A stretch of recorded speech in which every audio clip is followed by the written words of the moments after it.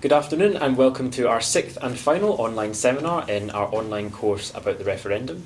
Today's seminar is entitled What Next? And I'm delighted to say that today, in addition to Professor Charlie Jeffrey, I'm also joined by Lindsay McIntosh, who is the Scottish political editor of The Times. We of course welcome all of your comments either on the Future Learn forums or on Twitter, and we'll be taking some of your comments and questions throughout today's seminar. Our main themes for today are the future of devolution for Scotland and related to that, the future of the UK, political engagement, the future of the parties, and then if we have time we'll also look at the international implications. So, we begin today with the future of devolution for Scotland, and we have a question from Tom Kavanagh, who asks, what he says is an obvious question: what, if anything, has been done by the UK with regard to keeping the promises that the three party leaders and Gordon Brown made in the final days of the campaign? Lindsay, what's happened on this front so far? So we've seen a commission set up, which is going to be chaired by Lord Smith of Kelvin, and he's approached all the parties, and he's got two members of each to come forward and be representatives on that commission. He's also written to the voluntary sector, civic organisations, churches, so on, to get their views on what further devolution should go to Scotland. And then in terms of the timescale which Gordon Brown laid down ahead of the referendum, it seems to be pretty much on track. We've got command paper due at the end of this month, end of October, the heads of agreement in November. So, you know, there is certainly still potential for that timetable to be kept. What we had quite interestingly yesterday, which is in today's papers, is Gordon Brown making another intervention and saying, look guys, you really need to keep to this, and I'm going to sign a petition and ask all Scots to sign it as well, in order that you do. Charlie, a second question related to that from Tom was, what, if anything, can the Scottish Government do to pressure them for action, or is it just a matter of wait and see? What's your impression of the process so far? It's a strange process, partly because of the timescale, partly because it's meant to be a process of engagement between political parties, but three of those political parties are governing parties: the Conservatives and the Lib Dems at Westminster and the SNP in Scotland. And to an extent, this is a process supported from their perspectives by there being governments and by civil servant engagement and support in that process, which is an interesting position for the Labour Party to be in, and the Greens to an extent, because they are not supported in that way. So it's a kind of hybrid cross-party and intergovernmental process. So the Scottish Government has committed itself to engage. Nicola Sturgeon, as the First Minister-to-be, we assume, has said that engagement will happen in good faith. There may not be that many points of consensus, I guess, between the SNP's contributions and those of the other parties, and especially Labour's, which lags some way behind the other pro-union parties. But there will be a pressure in there, a kind of a pull in the direction of the further powers end of the spectrum by virtue of the SNP being in the room. And a related question to that from Gillian that we might just deal with quickly was something about how can we make sure the Smith Commission actually takes into account the views of the public in Scotland? Is there much scope in this process for the views of civil society, or is this going to be a party political matter? As I understand, the Smith process is meant to have three strands. One is the cross-party strand, which we've just discussed.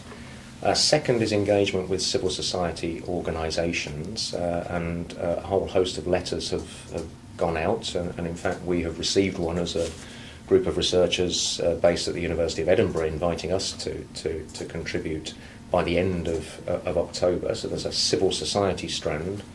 And then there's a third strand, which is about public engagement, which is the one which has, as far as I can see, no definition on it at the moment. And the timescale available doesn't really allow any systematic form of engagement with the general public in Scotland. And I have to say that's probably a necessity of the tightness of the timetable set out. But it's also rather regrettable, given the energies that we saw from people on both sides of the debate before the referendum, which probably produced the biggest ever civic mobilisation in Scotland. It would be good to find some way of harnessing that to this process, but the timescale may make that difficult to achieve. And Lindsay, how did you interpret the Brown intervention yesterday? So he talked also about a Tory trap in terms of income tax, so he emphasised the timetable, but also talked about Tory trap in terms of income tax and talked about the implications of English votes for English laws. Well, how did you interpret that intervention yesterday? I thought it was pretty unhelpful for the process, really. It was a very partisan approach to take, and it came just after I'd been at a fringe meeting in Birmingham where Ruth Davidson was speaking, and she was asked about the Labour Party proposals, and it was put to her that, well, they're sort of lagging behind you, don't they need to up your game? And she said, I'm not going to start insulting the other parties' proposals. We've not even got round the table yet. I think we can come to some kind of agreement.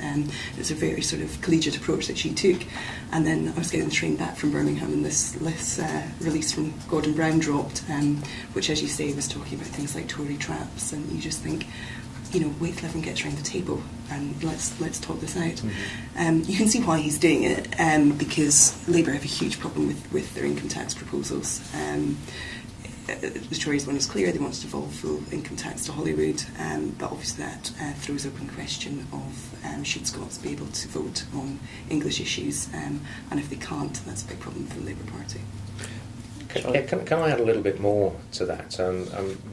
Brown's intervention, I think, was probably an over-interpretation of the linkage between the Scottish and the English issues. They were clearly linked by the Prime Minister on the morning after the referendum. These two things have to go forward on the same timescale. There's been a stepping back from the kind of lockstep of timescale, and there's I think a real danger for Labour if it is seeing things through a Scottish lens, in actually neglecting what people in England think. History shows that if Labour wishes to win a stable UK majority, it has to win a majority in England. It has never won a stable UK majority without a majority in England. And there's a bit of a danger if you see things in the way that Gordon Brown does, that you can end up positioning yourself inadvertently as frustrating the political will, the popular will of people in England. And that would be a rather problematic place or disastrous place for Labour to be if you want to win an election next year in England. If we move on then with our discussion of the parties, we have a question from Margaret Kirkwood, who asks if you were a close confidant in Nicola Sturgeon, and assuming that she succeeds in her leadership bid, what advice would you offer her to secure independence for Scotland within the next decade? And also related to that, a question from Sue West, who asks, what are the chances of another referendum? Can they be ruled out by some new law? What do you think Nicola Sturgeon's strategy has to be going forward in terms of achieving her goal of independence? I think the first thing that she has to do is try and stop talking about independence for a while. Right. And I think she acknowledged that in her speech where she made her bid for the leadership. She needs to start talking about the powers that we have at the moment, and obviously those which are going to be forthcoming from the Devolution Commission. And she needs to use those powers well in Scotland to show again that the SNP can be a good government. The reason that the SNP got their 2011 majority, or one of the reasons that they got their majority, is that they'd shown that they were a good government. They've got good talent up here and they govern well. So the first thing that Nicola needs to do is reinforce that position, and then from there she needs to build up towards the 2016 Holyrood election, and I think probably get a mood of the people as to what appetite there is for further chat about constitutional change then. Okay, Charlie, what do you think the chances of another referendum? I think it's, as Lindsay said, probably not the wisest thing to do to talk about independence referendums. There is a sense that not just journalists and political scientists have been exhausted by the process of thinking of little else for the last 2 years. I think there's a general sense of exhaustion around this, and the idea that you'd go through all of that again in the shortish term, I think is probably something that would be quite difficult for people in Scotland to agree to. So I think Lindsay's on the right track there by suggesting doing more good government and winning confidence in that way is a sensible one. That's not to say that prompts couldn't appear from elsewhere which put the constitutional question back onto the agenda.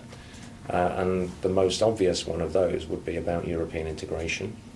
And the question of whether, if the Conservatives win the next UK election, if the Prime Minister carries through his commitment to have a referendum on renegotiated terms of membership of the EU, whether there be a territorial divide exposed by that. There's quite some evidence in opinion polls to suggest that Scots are now rather more clearly than they used to be in favour of continued membership of the European Union, alongside evidence that the people in England are really quite ambivalent about this, and if anything would nod at the moment towards voting to leave. Now, if you had that situation, if the UK voted to leave while Scotland voted to stay, I think that would bring the constitutional question very quickly back to the agenda. A huge amount of ifs there, but you could see scenarios like that, which are not to do with Scottish politics per se, could bring the issue back to the agenda. What about moving back to the Labour Party then? Alistair Watt brings us back to the question of the West Lothian question and asks, what exactly is Ed Miliband doing with his stance on the West Lothian question? This is a difficult issue for the Labour Party, isn't it, Lindsay? What do you think is their thinking at the moment? I think it's sort of what we've been talking about there, the issue of English votes for English laws. I think Charlie's actually right in the point that he made, that they're very much in danger of looking at this through a prism of Scotland, trying to satisfy Scotland, talking to their heartlands up here, and misreading the mood in England and finding themselves on the outside there. I think they're very angry with the approach that David Cameron took on the morning of the referendum, which I'm not sure was the best speech to give, to be honest, and I think we can tell that from the fact that he's rolled back from it since. But I think they believe that he's trying to play some kind of political trick on them, and they're struggling to get their thoughts in order on it. Charlie? Yeah, Cameron, I'm not sure how best to interpret that speech on the morning of the referendum. There's certainly some party political calculation in it about putting Labour into a difficult position. I think possibly more important at that moment was placating angry backbenchers in the Conservative Party, people like John Redwood and Bernard Jenkin, who in the run-up to the referendum, when more powers were being put on the plate for Scotland and the accelerated timetable was established through Gordon Brown's intervention, they were saying, hold on here, all this may be well and good for Scotland, but it's very unfair if we don't think about England and the expression of people's views in England in some kind of equivalent way. So I think Cameron had to head off dissent on his own backbenches, as well as seeing an opportunity to put pressure on Labour. I think what we've seen since is a fuller recognition about the strategic possibilities for the Conservative Party about embarrassing Labour on this issue. But they will always have those difficult backbenchers to placate, and a competitor party on the right, which is essentially pursuing an agenda of special interest to people in England, that is UKIP, who those backbenchers are also very, very worried about. Yeah, so it's both a question of territorial and party management for Cameron in that sense. Charlotte, will we take some questions or comments from Twitter if we had any? Yes, so on the discussion board on Future Learn, Alistair has asked how significant the performance of the SNP at the 2015 general election will be in terms of thinking about those negotiations further.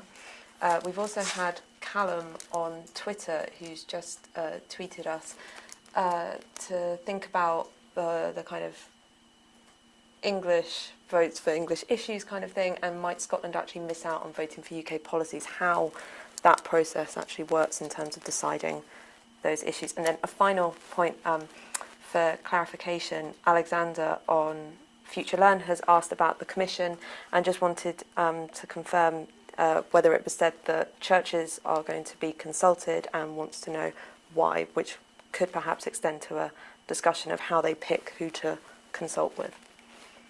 Thanks for your comments and questions.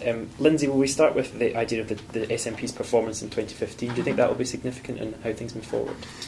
I think it will be. I mean, one of the things that the SNP used to say, I understand, was that if they got a large enough, SNP presence at Holyrood, it would give them, at Westminster, it would give them a lot more impetus for a referendum. And there has been speculation after Alex Salmond made the comments that, a constitutional referendum wasn't perhaps the only way to secure independence, that one of the things he was looking at was increasing the presence at Westminster, where in theory, I suppose, you could have some kind of unilateral step by those MPs. I'm not sure that will happen, but I think that if they did vastly increase the number of seats, it would certainly move towards more pressure for greater devolution. However, if we're talking the 2015 general election on the timescale that's been set out by Gordon Brown, we should actually have draft legislation to come in very quickly after the election, so I'm not sure how much time there would be to tinker with that. What it would show, if the SNP did get a big boost at Westminster, was just how much support there is for them, even in the wake of this referendum that they've lost. Yeah, and Charlie, on that question, I think we dealt a lot with the West Lothian question, English votes for English laws last week, but I suppose the other question of this idea of commissions, the Smith Commission, and whether churches will be consulted. I have no idea who's on the list of consultees, but it sounds a little bit like the famous quote in the film Casablanca. It's rounding up the usual suspects. So I imagine that the main churches will be on that invitation list, as will the trade unions, as will the main business organisations, as will the main voluntary sector organisations, and other interests like the universities in Scotland. I don't think there's any science in the production of whatever list that is. It really is those organisations which have a generally significant role in lobbying the political process in Scotland. Great, thank you very much for your questions and comments. We'll hopefully be able to take a few more before the seminar finishes. We move on to our next topic, which is the future of the parties. And Linda Murphy asks, I'd like to ask what is likely to happen within the Scottish Parliament in terms of party political balance. In particular, what future is there for Scottish Labour in view of their perceived entanglement with the Tories in the Better Together campaign? Do you think that has the potential to be detrimental to the Labour Party in terms of the future in the Scottish Parliament? I think the Labour Party has got a lot of issues that it needs to address in terms of its future at the Scottish Parliament. I'm not sure the Tory link in Better Together is going to be their biggest problem, really. I think the people that it upsets most are the yes voters who used it very much as a stick to beat them with all the way through. But I think in terms of most of the vast majority of their supporters, they kind of understood why that move had to be made. I'm not sure what the final split of Scottish Labour voters to yes was, but I'd imagine it was round about a third. So I don't think that has harmed them as much. I think what they need to look at really is their domestic policies, and we really need to see something from Labour, which we're starting to see a little bit in terms of Kes Dugdale's been putting forward policies, but we really need to get some kind of cohesive offer from Labour in the coming months, aside from the devolution offer. Charlie, do you want to say something about the Labour Party, the future of the other parties in the Parliament? Well, yeah, I think we're going to see a continuation of a struggle for control of West Central Scotland, which is an area in Glasgow and around effectively where the SNP made a very strong breakthrough in the last Scottish Parliament election, but also where the yes side in the referendum was most successful. And that's in part, I think, the mobilisation of people who had voted Labour, and it was in part the mobilisation of people who had withdrawn from the political process and who would have been considered natural Labour supporters in the past. And I imagine, especially under a Sturgeon leadership, given her base in Glasgow, that's going to be an area of real emphasis. And there's one other thing which pushes in that direction. The SNP has more than doubled its party membership since the referendum. It's an extraordinary phenomenon. It seems to be about those who are engaged in political activism through the referendum process, seeking an outlet for it. We don't know where they're all from at the moment, but my guess is that the great bulk of them are from West Central Scotland, and the great bulk of them may well have been involved in ancillary organisations to the Yes campaign, like the Radical Independence campaign, the National Collective, and the Common Weal initiative. So these are people who are on the left and who I think will help or push the SNP further into that position of competing on the left in that part of Scotland. So expect a titanic battle there. Perhaps also expect that to lead to some kind of strain about the SNP messaging to its other big area of strength, which is the more rural northeast of Scotland, where messages designed for the urban working class in Glasgow are not necessarily messages that have great appeal. It's interesting to see Ruth Davidson at the Conservative conference expecting to win a Praetorian Guard of Conservative MPs at the UK election. That is 12, I think, a Praetorian Guard. They've got one at the moment. But I think she probably sees that area as an area of possible breakthrough, and the Conservatives were very strong there once, a long time ago now, but they were. Yeah. Nick, Lindsay, do you want to say something? Yeah, I was just going to say I think that's absolutely right, and I think Ruth was even clearer in her speech yesterday, where she said that the SNP and Labour were now going to be engaged in a sort of titanic fight for the left, and she certainly feels that there's scope for the Tories to come in there and pick up the people who voted for the SNP in 2011 on the business pledges that they made.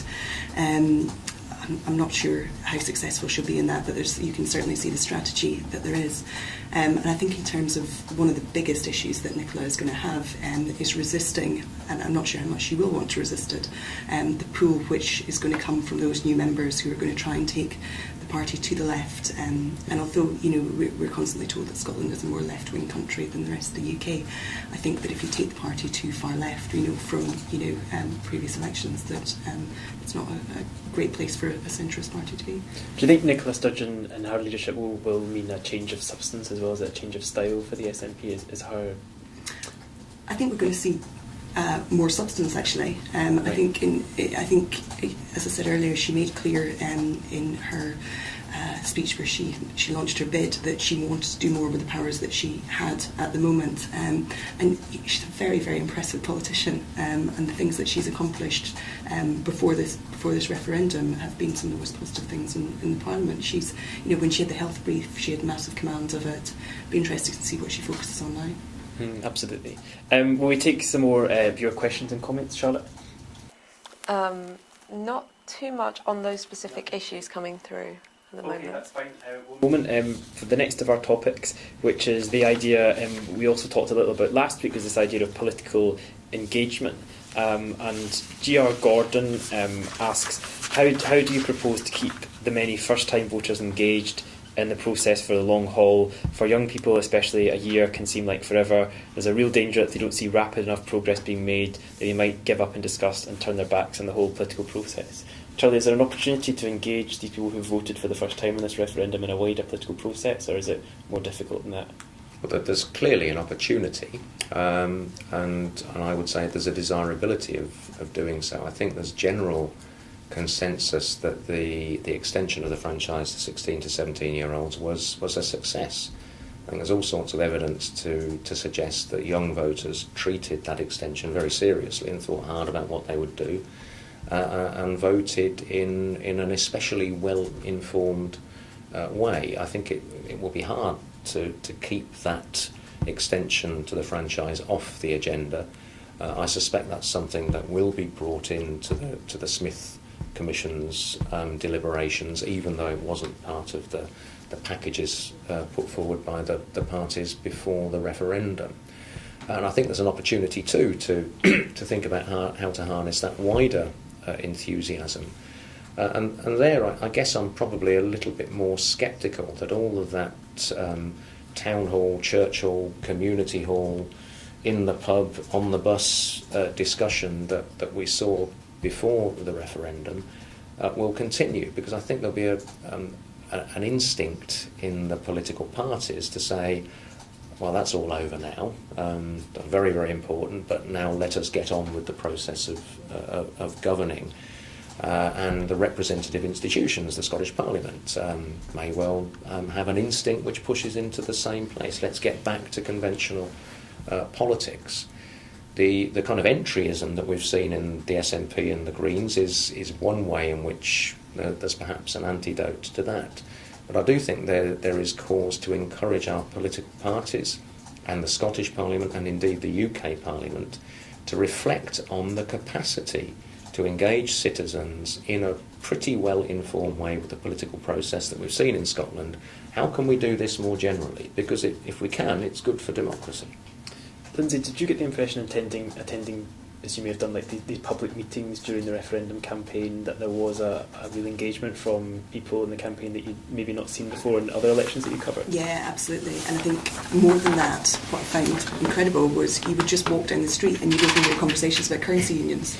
You know, real sort of detailed parts of this argument that people were just chatting about in the pub, in the street, you know, out for a walk. I mean, you'd expect that when people go to town hall meetings, they're of that mind anyway, and they are aware of the issues. But I mean, this was so all-pervasive. It really was incredible. I think the people that have been energised to really get involved, to get into the town halls and to join the parties, that will surely, you know, stay with them. I'd imagine that if you start going to town hall meetings, you don't just suddenly stop simply because this one issue has gone. It engages you and it stays with you. I think for the rest of Scotland, the majority of Scotland perhaps, this was a once in a lifetime debate that now it's done, and they go on with their lives. Yeah. Charlotte, do we have any other questions? So a question came in from Mary on Twitter, which I think kind of brings some of the themes about engagement and also the impact of what's going to happen to the parties, kind of brings them together nicely in terms of looking at new SNP members, and if they outnumber the previous members, what impact will that have on the approach that the SNP take? And then Conrad has just put something about how new SNP members won't be able to choose election candidates for 13 months, so they don't necessarily have that full kind of interaction with the party, but how those issues kind of come together. Obviously there might be a lagging effect there. Lindsay, do you know the SNP are clearly pleased with these new members, but is there also perhaps a touch of nervousness about where this might be going? I think there is. I mean, Nicola Sturgeon said in that speech that I referred to before, she got asked a question on that, you know, how are you going to sort of control this new membership? And she sort of said, well, I'm sure there is some kind of disadvantage, but I'm really struggling to think what it is. So, you know, I think the issue is the one that we discussed, that it perhaps takes the party to the left, and how do you also keep big business on board, which you need to do as a serious political party in Scotland. But, you know, what political party is really going to look at a massive surge in membership and think that that's a bad thing? You know, in an era where people aren't joining political parties, it's just not something that's really done anymore. To be able to do that is pretty impressive. Yeah, really fantastic news for the SNP, Charlie, in terms of membership. But the SNP is obviously a big tent party. The independence movement is a broad coalition. Do you think there's some tensions there? I think there will likely be tensions. And it may be that we'll see them played out in the deputy leader contest for the SNP, whether or not people actually are given the right to vote in that contest, having joined the party so recently. But there's a sense, I think, that the positions being offered are in part about territorial location in Scotland, so in that central belt area or from the northeast. And in part about whether you want somebody who's going to be an activist in the House of Commons as deputy leader, or lending additional weight in Holyrood. And the way that those things pan out may well have an impact on how the SNP engages in future in the wider debate about Scotland's future. Absolutely, it's definitely a contest to watch for the deputy leadership of the SNP. We move on then to our final theme for today, which is international implications. And Paul Pedley asks, he says that I would be interested in your thoughts on developments in Catalonia, where they are planning a referendum without the authorisation of the Spanish government. Had David Cameron not ascended to a Scottish referendum, do you think that this could have happened in Scotland too? So there are some parallels with Catalonia, but it's obviously a very different situation. Well, the big difference is, of course, the central government's unwillingness to engage in the process. And there was a really considerable debate before the Edinburgh Agreement, which brought the two governments together in agreeing a process, about whether a referendum without that authorisation through the Westminster government would have been legal and would have been carried out, given that it would have been quite likely subject to challenge in the courts. Cameron's government took a real risk, and it's been quite interesting to see the Prime Minister talk about that afterwards, saying it was right to take that risk because now we have a definitive answer and so on. He also said that if he'd lost, he would have been thinking about resigning because he would clearly have been blamed for taking that risk and for effectively being the Prime Minister who broke up Britain. Now those issues are playing out in the same way in Catalonia. The Spanish central government has refused to recognise the referendum proposed by the Catalan government, and it's a really double-edged thing because there is a danger that if you do that, and I'm sure Cameron was thinking the same before the Edinburgh Agreement was signed, there's a danger if you refuse to hold a referendum, to give your consent to it, that you stoke up the support for the pro-independence parties. And in Catalonia, there's already been a drift of support from the moderate pro-independence party to the more radical end of the pro-independence spectrum there. And there's every prospect, I think, that a refusal at the Spanish central level to hold a referendum will lead to early elections in Catalonia, which will strengthen the more radical pro-independence faction. And that's not going to solve the problem in Catalonia. It's going to bring it into a new phase, and it will not produce stability in Spanish politics for some time to come. And of course, the Catalans watching what was happening in Scotland with great interest over the course of the campaign. We saw quite a lot of people from Spain and from Catalonia in particular passing through. Yeah. Yeah. Will we take some final questions and comments then from Twitter today, Charlotte? Nothing too much on the international implications being discussed, but we do have some questions coming up about some of the issues we've already sort of touched upon. So Donald asking whether an SNP Westminster contingent could be a spoiler in the whole Parliament in the way that Bloc Québécois was in Canada, so kind of bringing in some international comparisons there. Yes. Great, thank you. The SNP at Westminster? Well, there's an interesting thought there. And I don't think the SNP should be getting too excited about its prospects at Westminster because there has been a clear distinction in voting patterns by Scots voters for Westminster elections compared to Holyrood elections, and there's basically a switch from Labour to the SNP. Mm-hmm. Labour does better in Westminster than Holyrood, SNP vice versa. Now there is the hope in the SNP, they had it last time, that they would do as well in Westminster elections as they do in Scottish Parliament elections. That remains to be seen.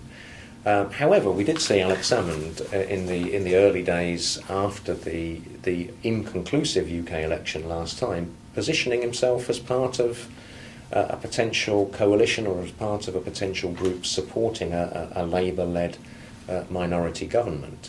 And one thing that's happened in Catalonia in the past is that the mainstream Catalan nationalist party has held the balance of power in the Spanish central parliament and has used that to extract additional concessions in terms of political powers for Catalonia.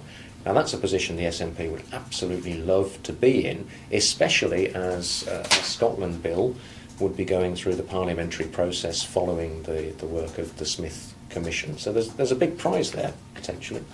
Lindsay, did you have any thoughts on that? Or? Yeah, I mean, it would be really interesting to see what percentage of the votes the SNP take from Labour at this election. As Charlie says, Scottish voters are very astute in the way they vote according to different assemblies, and if they were to shift to the SNP at this one, I mean, that's a massive problem for Labour looking ahead to Holyrood elections as well.